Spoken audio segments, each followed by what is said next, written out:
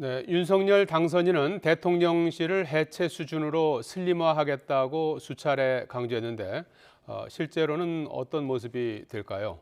그리고 어제 비서관급까지 인선을 보면 검찰 출신 복심을 전면에 배치했고 기존 장관 인사부터 이어진 인사 코드, 서울대 출신 50대 남성, 이 서호남 쏠림 현상은 여전했습니다. 조은지 기자입니다. 청와대는 왕조시대 궁궐 축소판으로 부처 위에 군림하며 국가적 위기에 대처하지 못한다.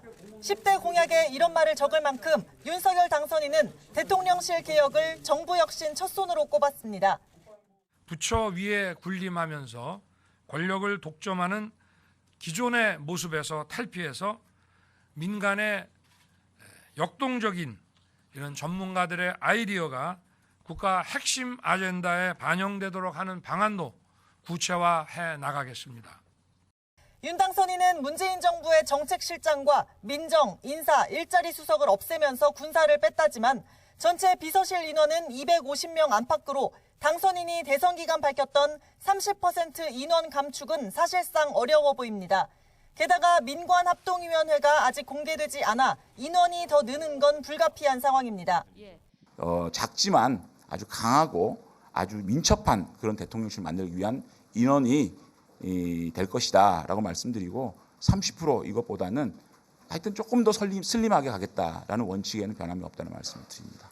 윤 당선인과 검사 시절 인연을 맺고 정권과 나를 세운 복심 검사 5명이 전면 배치된 것도 눈에 띕니다.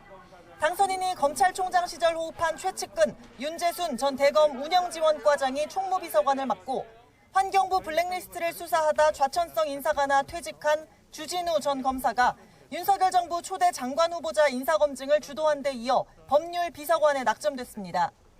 당선인이 국정원 댓글 사건으로 고초를 겪을 당시 대구 고검에서 함께 근무한 이시원 전 수원지검 형사 2부장은 과거 서울시 간첩 조작 사건 검사로 징계를 받은 인물인데 공직기강 비서관에 내정됐습니다. 인사수석을 대체하는 인사기획관에는 복두규 전 대검 사무국장이 월성원전 1호기 수사에 참여했던 이원모 전 검사는 인사비서관으로 임명됐습니다. 대통령실을 대검 부속실 또는 대검 청와대 출장소로 만들려고 하고 있습니다. 인사는 대검 측근 사무국장에게, 검증은 한동훈에게 맡기는 등 국정 운영의 핵심을 검찰 라인이 쥐고 흔드는 구조입니다. 인수위원회와 내각에 이어 대통령실 비서관급 39명도 서울대 출신 50대 남성이 주류입니다. 2030 청년은 1명도 없고 여성은 딱 3명, 남성 비율이 90%를 웃돕니다.